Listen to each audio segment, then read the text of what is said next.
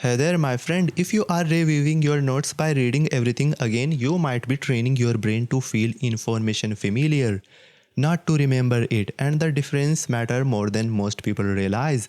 Because familiarity feels like real learning, but it disappears fast. Review is not about rereading everything, it's about reactivating your understanding. And if you don't know the difference, you can spend years studying without ever making your learning stick. So in this video, I will show you how to review your notes properly so your efforts actually pays off. See, when you want to review, you open your notes. There are dozens, maybe hundreds, some are months old, some you barely remember writing. And when you see them, a thought show up almost automatically. I should review these. Not urgently, just quietly. You don't even schedule it, you just carry it. A low level sense that you are behind your system, that the longer you wait, the worse it gets.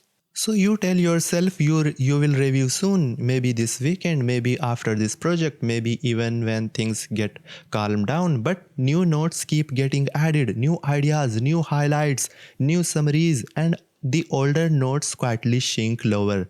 Nothing explodes, nothing breaks, but the backlog grows. And the more it grows, the heavier I should review start to feel. I remember opening my vault one evening just to look something, and instead I noticed how many notes I hadn't touched in months, ideas I was excited about, concepts I thought were important, things I told myself I will revisit. And for a moment, I didn't feel like knowledge, it feels like responsibilities, like I had created something that now need upkeep. That was the first time I realized the problem wasn't the notes, it was how I was thinking about them. Friends, the guilt is not really about laziness, it's about time waste. You put time into reading, learning, you thought carefully enough to write something down, and somewhere underneath the backlog anxiety is a quiet fear. What if I forgot all of them? What if this effort slowly disappear? What if my system doesn't actually work? That what makes the pressure real. Not the number of notes, but the possibilities that they will slip away. And all of that pressure reset on one quiet assumption. If I write the note, I'm supposed to maintain it. Maintain it so it doesn't fade. Maintain it so it doesn't go to waste. Maintain it so it stay useful. That assumption feels reasonable, but it's the reason review start to feel heavy. So before I talk about how to review your notes differently, we need to question that assumption. Because if your review isn't maintenance, then the entire process around old notes start to change. Let's look at that belief directly. Friends, most of us treat notes like something that needs upkeep, not consciously, but the logic run quietly in the background. If I wrote it, I should revisit it. If I don't revisit it, it will fade. If it fades, the effort was wasted. So review become a form of preservation, like you are trying to keep the knowledge from forgetting or decaying. That's the hidden model driving the pressure. Maintenance assume decay.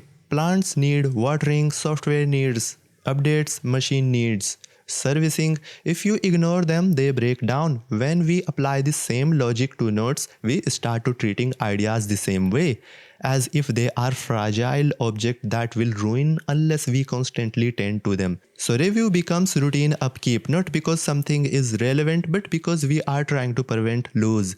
That's maintenance thinking. Once you see notes as something that decay, scale become a problem. The more notes you have, the more things you are responsible for preserving.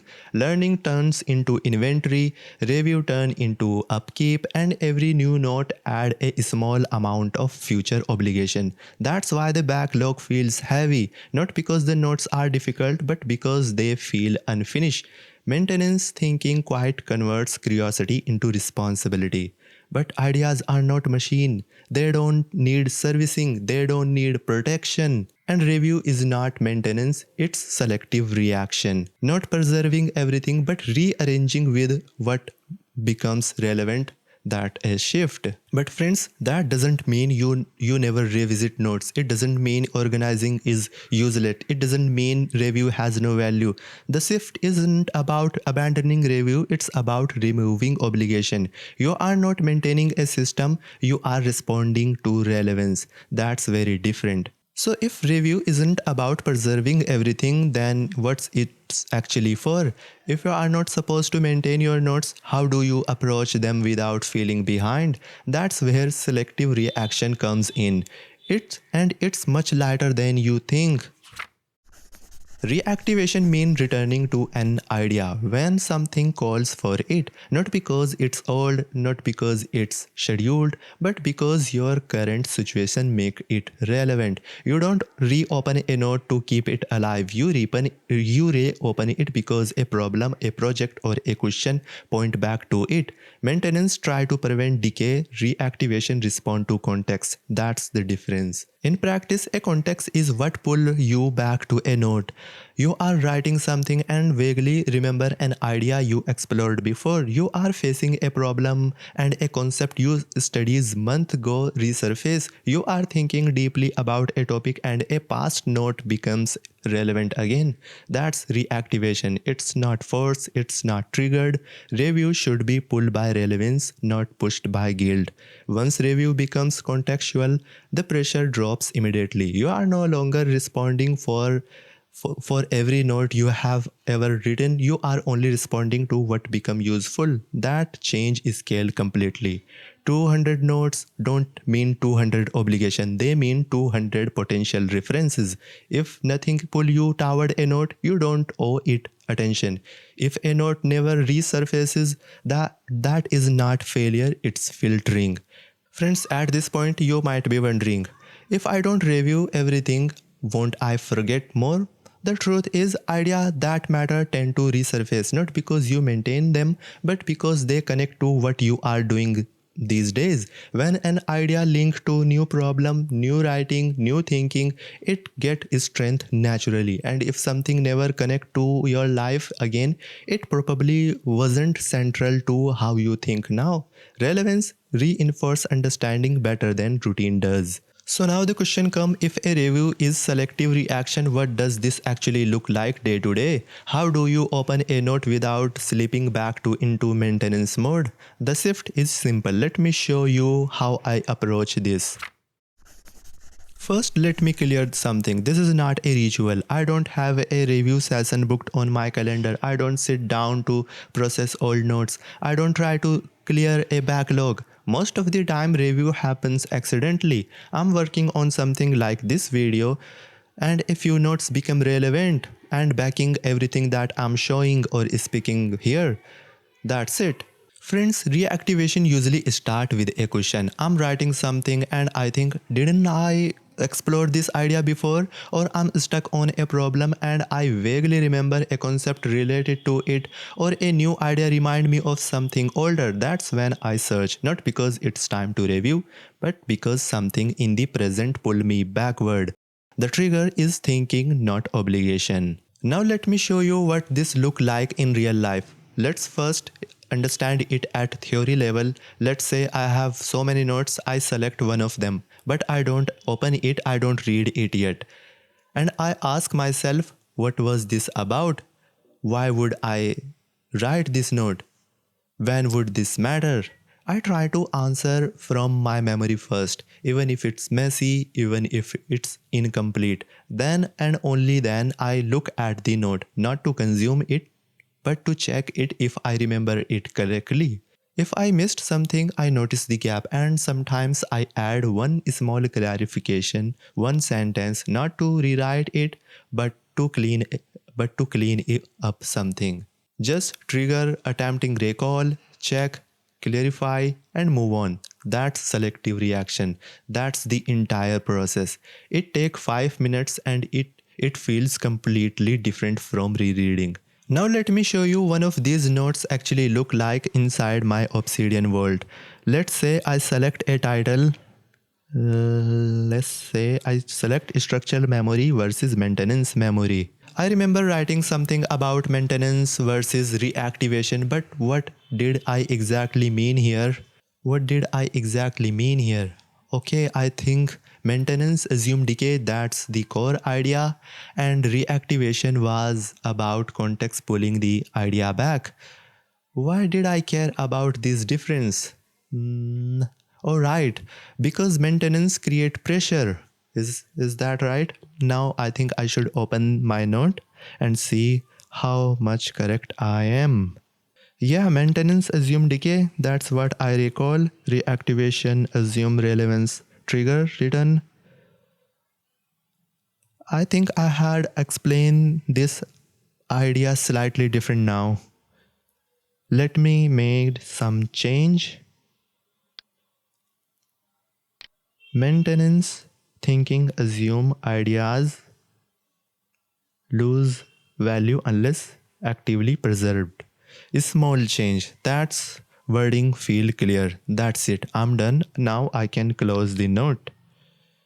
So friend, as important as I do, it's also important what I don't do. I don't scroll through unrelated notes because I'm already in the app. I don't tell myself since I opened one note, why don't I should check 5 more. I don't track how many notes I have revisited and I don't try to catch up.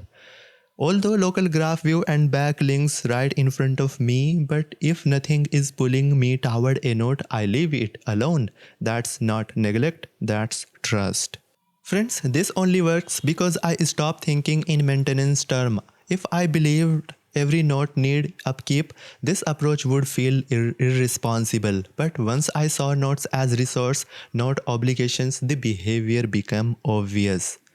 I'm not preserving information, I'm responding to relevance. Reactivation is light because it is not defensive, it's contextual. When you stop reviewing everything, learning start to feel different. You are no longer managing knowledge, you are engaging with it. Notes stop feeling like responsibilities, they become optional tool.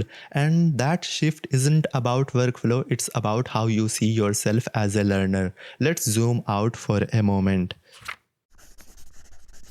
If you zoom out, this was never really about review technique. It was about how you think learning works. If learning require maintenance, then more notes mean more pressure. But if learning is contextual, then review becomes natural, not scheduled, not defensive, just responsive. That's the real shift. Review isn't maintenance, it's selective reaction.